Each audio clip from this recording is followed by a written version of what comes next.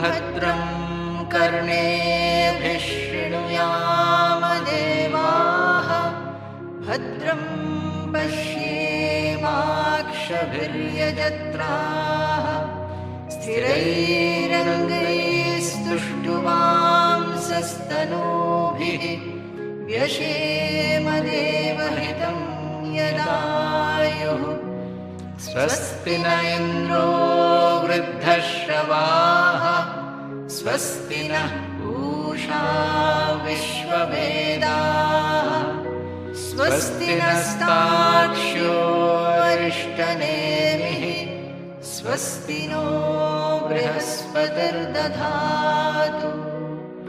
ॐ शान्ति शान्ति शान्तिः।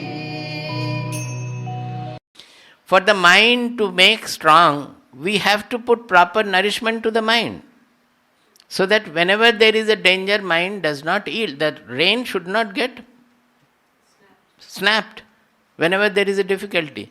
If you always keep the children in a manner that they don't have to face any difficulty, always giving all the cozy atmosphere, it is absolutely wrong. The moment they face a difficulty, either they will run away or they will break. They will not be able to sustain in life at all. So, to grow their mind, proper feed should be given. They should face, we should take them to places where they have to share their whatever they are enjoying at home. Nowadays everybody has one. So it is better to call all the cousin brothers or friends or those who are deprived and share their property with them so that he understands there is a sharing is necessary. I am not alone in this world. Each life is connected to the other life. It is an integrated world. These ideas should dawn in his mind. Then he should face difficulty. The moment he faces difficulty, you do the homework for them. Absolutely wrong. You direct him how to do the homework. But if the parents do the homework, that means he will never learn to do anything at all.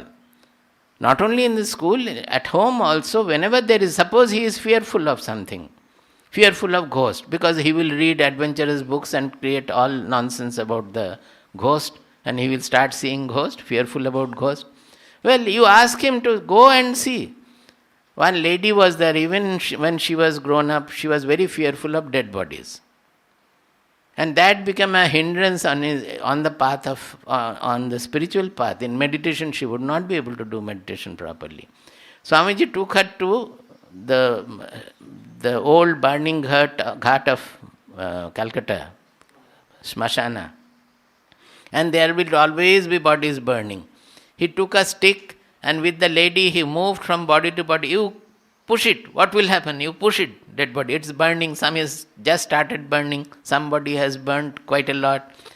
In some cases you will find that there is a lot of water in the body. Suddenly after a little burning, water will come up like Ganga flowing out of Shiva's head.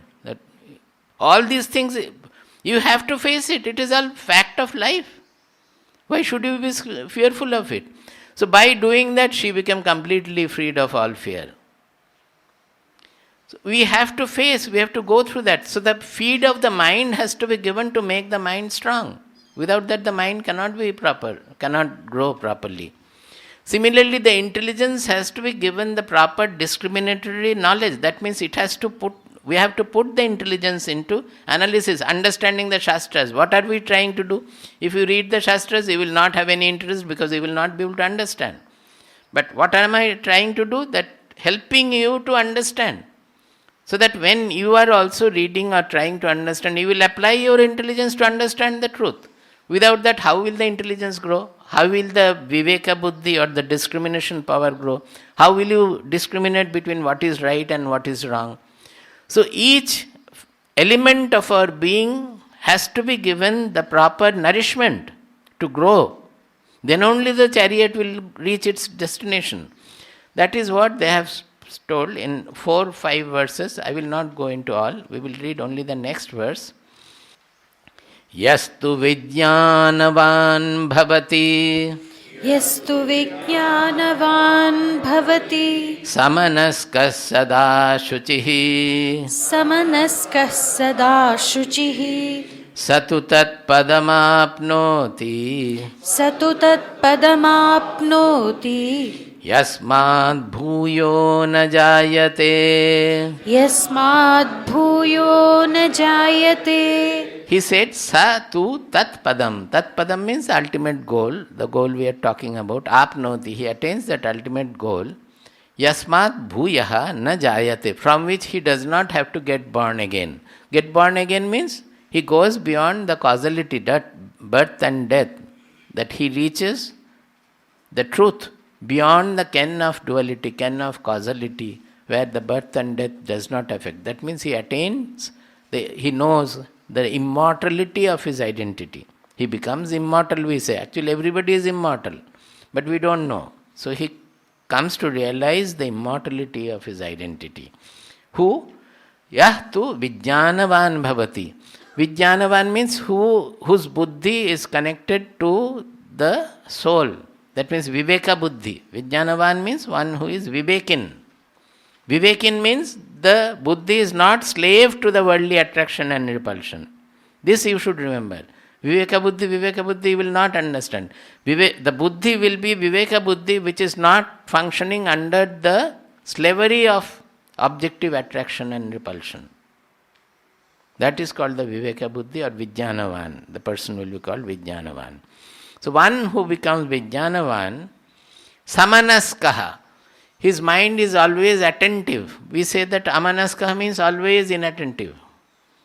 Inattentive, why? Because his mind is taken away by some imaginary things or past. Either he is thinking of some sinful thing in the past or some great thing in the past, or he is thinking some imaginary future, I will do this, I will do that. That is why the mind is not attentive. Samanaskaha means his mind is always in it self-seated. It is always attentive. Sada shuchihi. This shuchitva, it can be spoken of about the senses as well as about the mind. Shuchitva means basically purity. But the parakashta or the pinnacle of shuchitva is what the soul is. Why? Because soul has no division, no fragmentation there. It is uniform. There is no question of any bheda there. That is the ultimate of Shuchitva. So by purity, as we go advance in purity, we go slowly beyond the ragadvesha. That is the initial bheda we are suffering from. That is, I like something, I want to cling to that, and I dislike something, I want to hate that. I cannot even speak to him properly. So these are the ragadvesha we are suffering from. Overcoming those ragadvesha and having an evenness of behavior or approach, that I will be able to see the good qualities of the enemy also. I will be able to see the bad qualities of my own personality also. I will be treating my bad qualities so that I can be relieved of it. At the same time, I would try to get the others' good qualities also, knowing that it is the good part of him. Everything will be phenomenological. That means you will work according to without any egoistic preference or prejudice. So, Shuchitva means getting rid of the ragadvesha. And this ragadvesha, finally it becomes the bheda buddhi, the differential notion. The ultimate bheda buddhi is, I am the subject and I am enjoying the world, the object. That will not go until the tendency, that pravritti, bhoga pravritti, or tendency to, I am telling every day repeatedly, that until the tendency to enjoy the world is taken away, unless that is dissolved, we will always differentiate, because I want the world. Because my mind is clinging to the enjoyment, I need the world. So how can I become where the whole world and I get mixed together and everything fuses into oneness? I cannot accept, we cannot have it. So only when we reach that abheda drishti, where even the subject-object division, that I and the world I am knowing, I am the doer and something is done in the world. I am the enjoyer and the world is the object of enjoyment. As long as this division, ultimate bheda doesn't go, when it goes, we reach the pinnacle of Shuchitva. That is the ultimate of Shuchitva, the non-dual reality. That is the ultimate of Shuchitva. But in normal parlance, it is the free of impurities, that is free of ragadvesha, you can say. So he has characterized all the qualities of the intelligence, of the mind and of the indriyas all together. When it becomes like this, then satutat padamapnoti yasmat bhuyo na jayate. He attains that non-dual goal.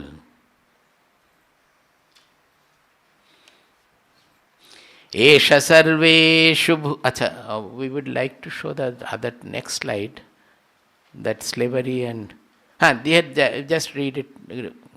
Switch off. The disciplined senses following the mind guided by the intelligence always looking for guidance from the soul will lead us to the integrated personality. Do you get it? The disciplined senses are such that normally the senses are always slave to the external things. So it will not listen to the mind also. When the mind is saying that there is danger, don't do it, the senses will want it for their own satisfaction, taste. So the disciplined senses will be able to follow the mind. And what kind of a mind? Mind also will be slave to the objects.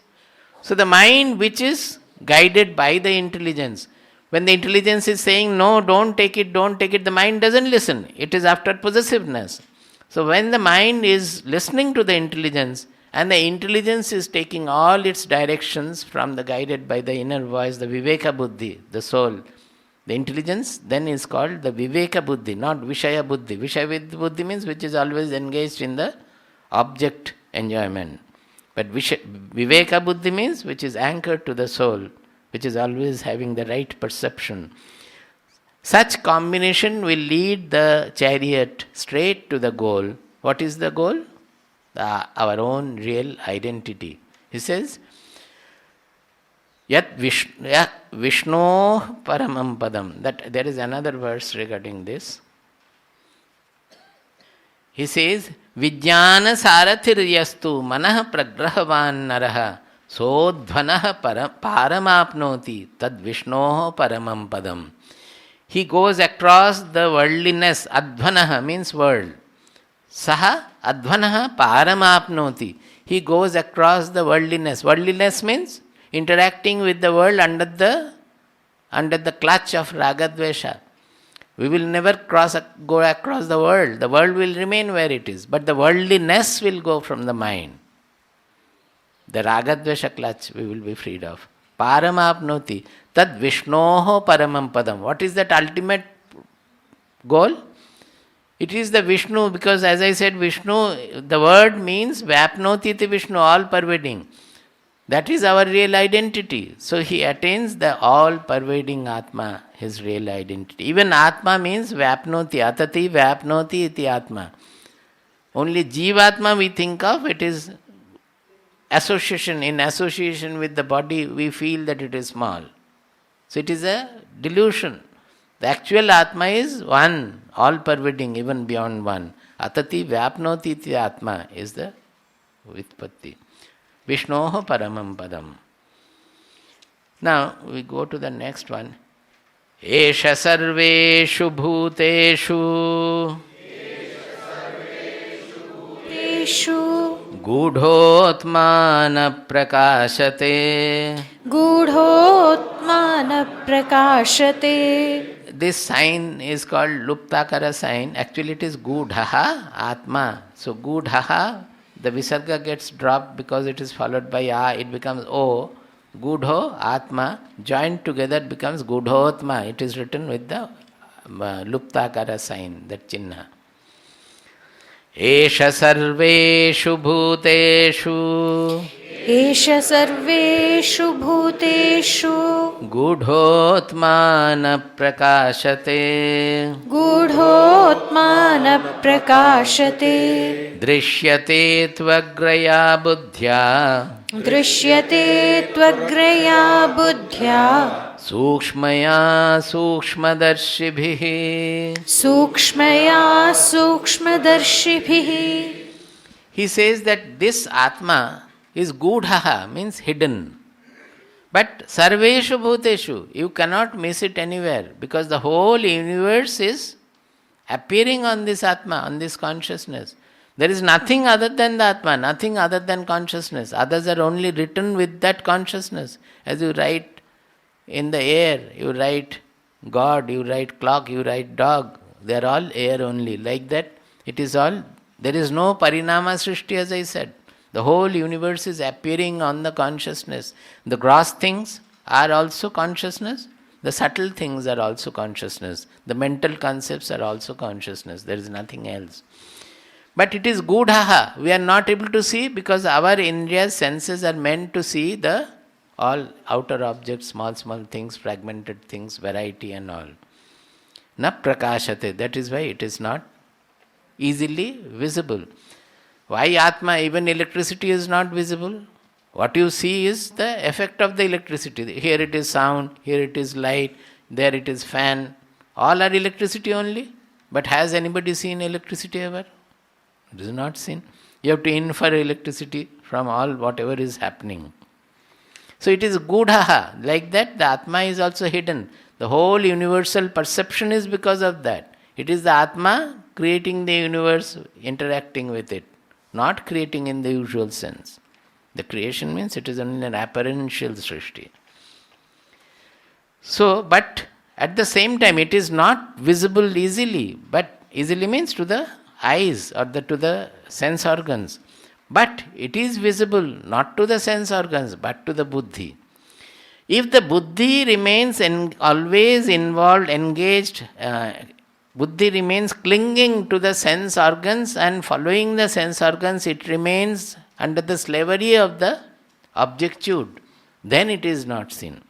If the buddhi can be taken away, retrieved from this slavery, and can be made looking within into the reality on which everything is appearing to be, then it can see.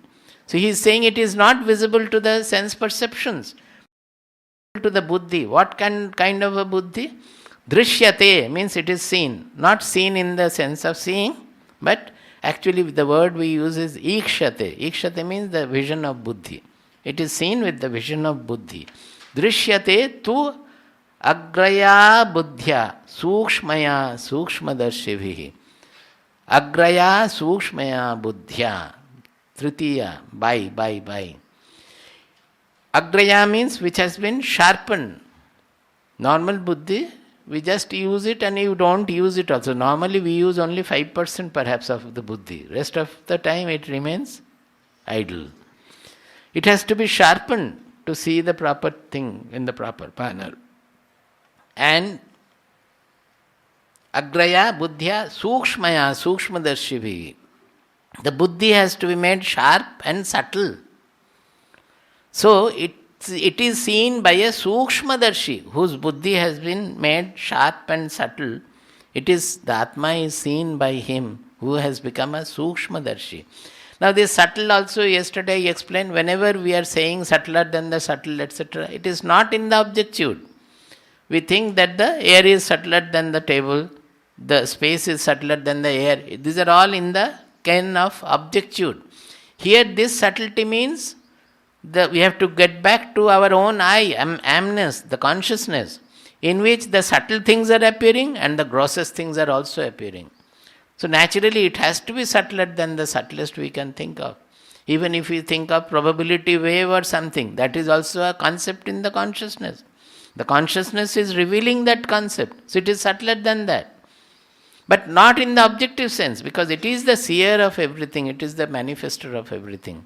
Because it is the subject and which is manifesting the whole universe, it is subtler than everything.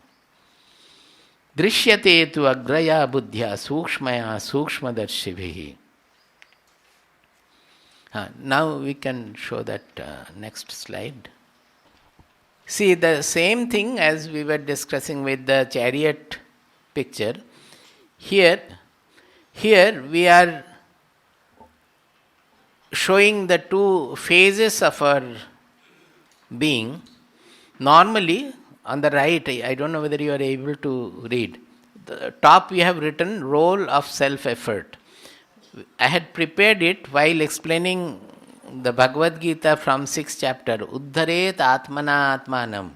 People always ask that how can one relieve oneself. So to show that how we retrieve ourselves from the clutch of the worldliness, how we elevate ourselves, uddharet atmana atmanam, how we elevate ourselves, I had drawn this. The normally attraction and repulsion towards world objects and world situations. The physical body with 5 senses, it is interacting always with the external world, and it is guided by the attraction and repulsion towards the world objects and situations. That creates the raga dvesha. Whatever is pleasant to the sense perceptions, sense objects, senses, we run after that. Whatever is not pleasant to the senses, we run away. Normally, our usual line is the grey line below. That is non-seekerhood. The usual worldliness is shown by the grey and blue. And wherever the spirituality is coming in, we have shown by yellow and orange. The lower line is the normal line. That is, the body is slave, the physical senses are slave to the objects and object situation.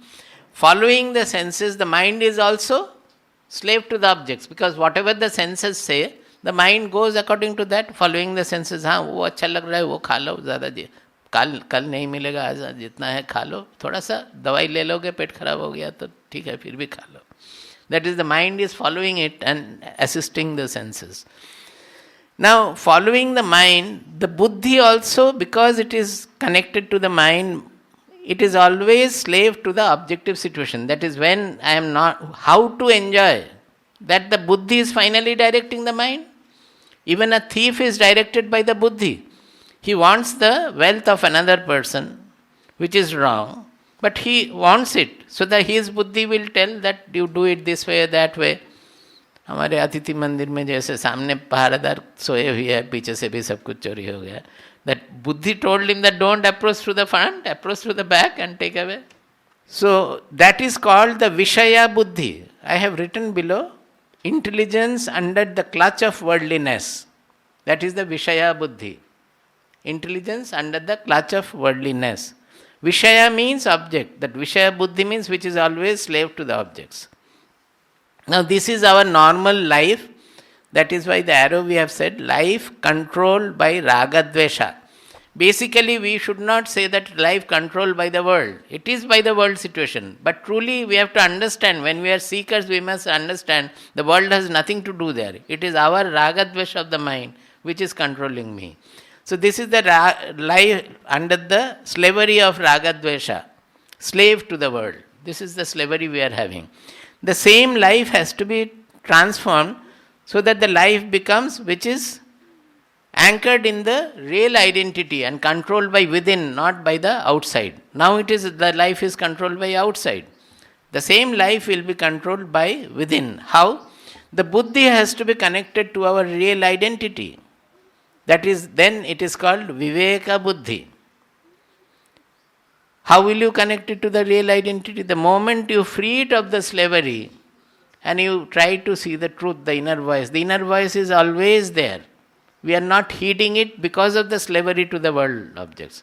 As much as we listen to the inner voice, it will become louder and louder. Normally it is there. Whenever we are doing something wrong, you look within, you will find that something is shrinking within.